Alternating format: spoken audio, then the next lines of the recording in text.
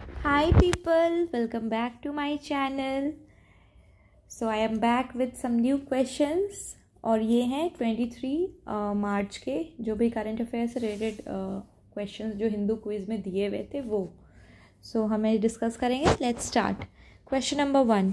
Which country is Mount Lewotobi Laki Laki located in? कौन सी country में Mount Lewotobi Laki Laki ये एक माउंटेन है जो लोकेटेड है? So the correct answer is Indonesia. इसका जो है ये इंडोनेशिया में है. ये है वोल्केनिक माउंटेन. ठीक है, ये रिसेंटली अभी कल परसों में ही इरप्ट हुआ एंड ये इस मंथ में 2-3 बार इरप्ट ऑलरेडी हो चुका है and it is showing the frequent eruption in the past 1 year. काफ़ी इरप्शंस देखे गए हैं इस सेम माउंटेन में फ्रिक्वेंटली. ठीक है, so that's why it's news. Mount Lewotobi Laki Laki, it's situated in Indonesia archipelago पे है ये and it's a volcanic mountain.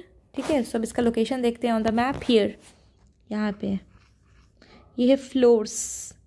ठीक है, फ्लोर्स रीजन है इंडोनेशिया का. सो यहाँ पर है आपका ये mountain, Mount Lewotobi Laki Laki. It's Indonesia. ये है आपका, ये मलेशिया है, ये इंडोनेशिया है आपका पूरा. ठीक है, ये है जावा सुमात्रा वाला, जकार्ता है, देन द ईस्ट टाइमोर हो गया, इधर नीचे ऑस्ट्रेलिया हो गया. ये सारे साउथ ईस्ट एशियन रीजन्स हैं. सो एक्सप्लेनेशन देखते हैं. Mount Lewotobi Laki Laki volcano is situated in south central Indonesia. ये है साउथ एंड सेंट्रल इंडोनेशिया में and remote island of Flores island पे ये हुआ है. eruption of mountain in November killed 9 people and injured dozens. ये देखो, ये पिछले साल नवंबर में भी इरप्ट हुआ था जिसमें बहुत सारे लोग मर गए थे. ठीक है, अभी इसी मंथ मार्च में भी ऐसा न्यूज़ में आया कि ये 2-3 बार इरप्ट हो चुका है ये सेम माउंटेन सिर्फ मार्च के महीने में. सो इट्स इन, ये जो है अभी बहुत एक्टिव है ये माउंटेन एंड इट्स, ये जो है बहुत ही shortly in the short period only it gets erupted frequently ये इरप्ट हो रहा है. Next question. Which state announced a policy under Illawarra panchayat अभियान to implement Maoist free panchayat? Maoist free panchayat जो है ये एक गवर्नमेंट की इनिशिएटिव है कि माओइस्ट फ्री मीन्स जो भी नक्सली जो है माओइस्ट जो नक्सली लोग जो हैं जो लोगों को मारते हैं, देन नक्सलाइट एरिया जो कहते हो आप, ग्रुप है जो मेनली ये कहाँ है नक्सलाइट एरिया. ये है छत्तीसगढ़ वाले रीजन में, थोड़ा झारखंड वाला एरिया हो गया, कुछ वेस्ट बंगाल रीजन है, तो ये सारे रीजन्स में नक्सलाइट एरिया है. सो माओइस्ट फ्री पंचायत के लिए गवर्नमेंट ने इनिशिएटिव है ये एंड ये है इस पॉलिसी इलाहाबाद पंचायत अभियान के अंदर. सो माओइस्ट फ्री एरिया क्यों चाहिए? बिकॉज दोस्त पंचायत है ना, वहाँ पे लोगों को वहाँ पे human development, education, then poverty, उन सब चीज़ पोवर्टी है, देन लोग वहाँ पे अवेयर नहीं है बहुत चीज़ों को लेके. दे आर ऑल जो वो हैं जो अगेंस्ट दी गवर्नमेंट रहते हैं एंड उनको रखा जाता है एक मेंटालिटी, एक आप वो कह सकते हो कि एक आइडिया जो होता है ना कि हर ग्रुप, मिलिटेंट ग्रुप या जो भी लोकल मिलिटेंट, उनका एक आइडिया होता है, प्रोपेगेंडा होता है, तो उसके लिए वो लोगों को रखते हैं अपने ग्रुप में ये प्रोपेगेंडा के अंदर. ठीक है, against the government. So mainly ये चीज़ें ही हैं. नक्सलाइट्स जो हैं वो पहले तो बहुत ज़्यादा था, बट धीरे धीरे गवर्नमेंट जो है उनको मेन स्ट्रीम में लाने की कोशिश करी, जो लोग इस ग्रुप में इन्वॉल्व हैं and they are benefited through the government schemes, उनको इंक्लूड किया जा रहा है. इसलिए इंक्लूसिव डेवलपमेंट पे ज़्यादा जोर दिया जा रहा है. So that's Y under inclusive development only Allahabad panchayat अभियान को लाया गया. By which state? ताकि माओइस्ट फ्री पंचायत जो है, नक्सलाइट फ्री पंचायत जो है उसको इम्प्लीमेंट किया जा सके. सो इट्स करेक्ट आंसर है छत्तीसगढ़, क्योंकि छत्तीसगढ़ में ही नक्सलाइट वाला ज़्यादा अफेक्ट है. नक्सलाइट के कारण वहाँ पे टेरर, देन आए दिन लोग मार दिए जाते हैं and they are doing everything against the government ताकि उन लोगों को कुछ ना हो and they can propagate their propaganda. ठीक है, जो भी उनका है उनके हिसाब से जो उनके लिए करेक्ट है. To encourage the bulk surrenders in Chhattisgarh Bastar, Bastar region is the main hotspot, ठीक है, ये ध्यान रखना है आपको। छत्तीसगढ़ में स्टेट गवर्नमेंट जो है उन्होंने अनाउंस किया है new scheme, construction works worth 1 crore and other incentives for Maoist free panchayat. जो भी पंचायत माओइस्ट फ्री रहेगी वहाँ पे इंफ्रास्ट्रक्चर डेवलपमेंट होगा, तभी तो people will be brought to the mainstream through education, through health, through human development and through different perspectives, ठीक है, उनको मेन स्ट्रीम से जोड़ा जाएगा। सो इसलिए इंफ्रास्ट्रक्चर डेवलपमेंट किया जाएगा वहाँ पे उन पंचायत्स में। And panchayat would have the facilities to surrender the every citizen of its constituent village who have been involve in Naxal activities. और ये एक फैसिलिटेट किया जाएगा कि जो भी लोग नक्सल एक्टिविटीज़ से जुड़े हैं या उस चीज़ को अभी भी कैरी ऑन कर रहे हैं वो खुद को सरेंडर कर दें।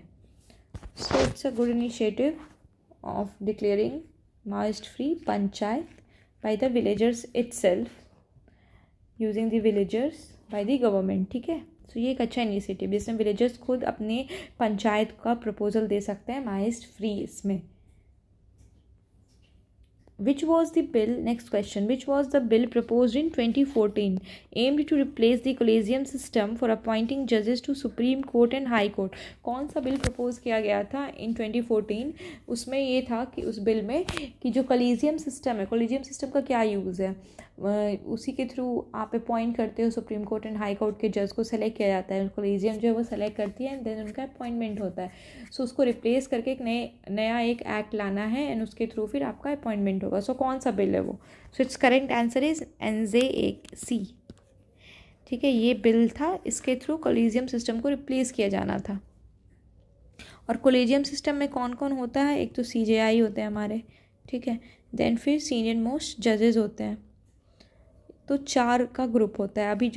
अभी प्रेजेंटली जो है वो 4 मेंबर ग्रुप है कॉलेजियम का, जो डिसाइड करते हैं अपॉइंटमेंट टू सुप्रीम कोर्ट। और जो हाई कोर्ट होता है उसमें कौन होता है? Chief justice of high court, जहाँ पे वो प्रेजेंट हैं। तो दूसरे हाई कोर्ट के यदि ट्रांसफ़र किए तो वहाँ के एंड देन 2 जजेस होते हैं इसमें इंक्लूडेड। सो ये ध्यान रखना है आपको। एनजैक जो है national judicial appointment commission bill आया था इन 2014, वो रिप्लेस करना था कॉलेजियम सिस्टम को एंड बट उसको जो है हटा दिया गया, उसको कर दिया गया वॉइड और अनकॉन्स्टिट्यूशनल उसको, क्योंकि उसमें क्या प्रोविजंस थे, उसमें एग्जीक्यूटिव इंटरफेरेंस ज़्यादा था in the appointment of supreme court और हाई कोर्ट जज, ठीक है। सो प्रायरली एनजैक के पहले भी कॉलेजियम सिस्टम के थ्रू ही अपॉइंटमेंट की जाती थी जजेस की, बट इस एनजैक बिल में ही लाया गया था कि चीफ जस्टिस के साथ जो मिनिस्टर्स हैं वो इन्वॉल्व होंगे इन सिलेक्शन ऑफ द जजेस। तो it was in the court, in the judiciary, it was found to be in the interference with the appointment of the judiciary. Executive यदि आप इन्वॉल्व करोगे एग्जीक्यूटिव को judiciary के appointments के लिए, so it can affect the what we can say decisions, it can affect the judicial decisions also, can hamper, और इससे accountability नहीं हो पाएगी एंड पीपल का ट्रस्ट लूज हो जाएगा। दैट्स वाई जुडिशरी को जो है वो सेपरेट किया गया है फ्रॉम द एग्जीक्यूटिव इंटरफेरेंस। तो उसके कारण ही एनजैक बिल जो था इसको बिल्कुल ही वॉइड और अनकॉन्स्टिट्यूशनल डिक्लेयर कर दिया गया बाय द सुप्रीम कोर्ट, ठीक है। सो एंड फिर से कॉलेजियम को रीस्टोर किया गया। एंड कॉलेजियम में क्या होता है? चीफ जस्टिस ऑफ इंडिया होते हैं एंड 2 सीनियर मोस्ट जजेस ऑफ सुप्रीम कोर्ट। सॉरी, यहाँ पे हम 4 मेंबर ग्रुप बताए थे, 3 मेंबर ग्रुप होगा ये, ठीक है। Which country inaugurated it's first women president on March 21? अभी कौन सी कंट्री है उन्होंने अपनी पहली विमेन प्रेसिडेंट इलेक्ट किया है उन्होंने? So it's the correct answer is Namibia. African country है नामीबिया, जहाँ पे पहली विमेन प्रेसिडेंट जो है वो अपॉइंट हुई हैं and she is what's her name, इनका नाम है नेतुम्बो नंदी नदाइत्वा, ठीक है। नेतुम्बो नंदी नदाइत्वा ये जो है ये 72 ईयर्स की हैं और इन्होंने as a first female president जो है इन्होंने ओथ लिया है इन नामीबिया में। और लिबरेशन वेटरन सिंस एज 14 सी सिक्योर्ड 58% इनको वोट मिला था इन द इलेक्शन एंड उनके लिए भी प्रायोरिटी है नामीबिया में economic growth, universal health care and climate action.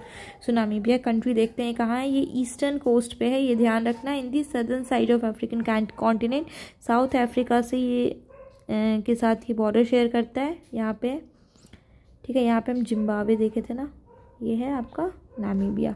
सो ये अटलांटिक ओशन के टुवर्ड्स है, इन द ईस्ट कोस्ट, ये ध्यान रखना है। Next question, which is the division in the ministry of civil aviation of India that investigates air accident? कौन सी division है सिविल एविएशन मिनिस्ट्री के अंदर जो एयर एक्सीडेंट्स को मॉनिटर करती है, इन्वेस्टिगेट करती है?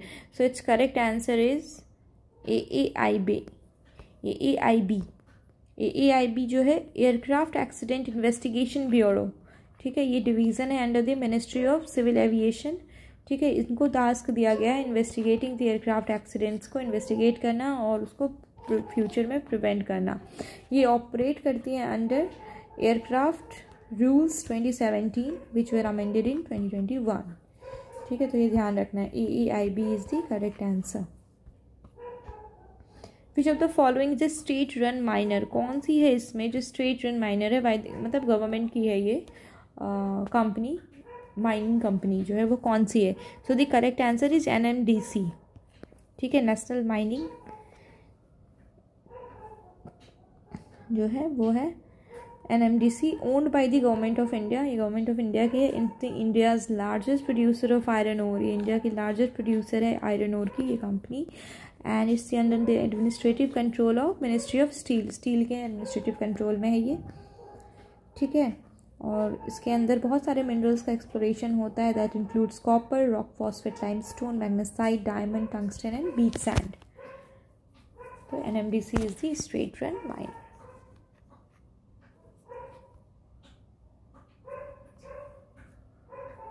सो ये थे आज के 23 मार्च के सारे करंट अफेयर से related questions which is present in the Hindu quiz.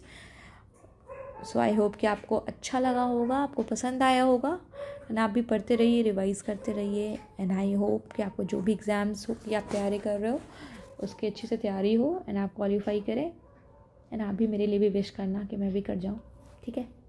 चलो मिलते हैं फिर next day with some new questions. Till then bye bye.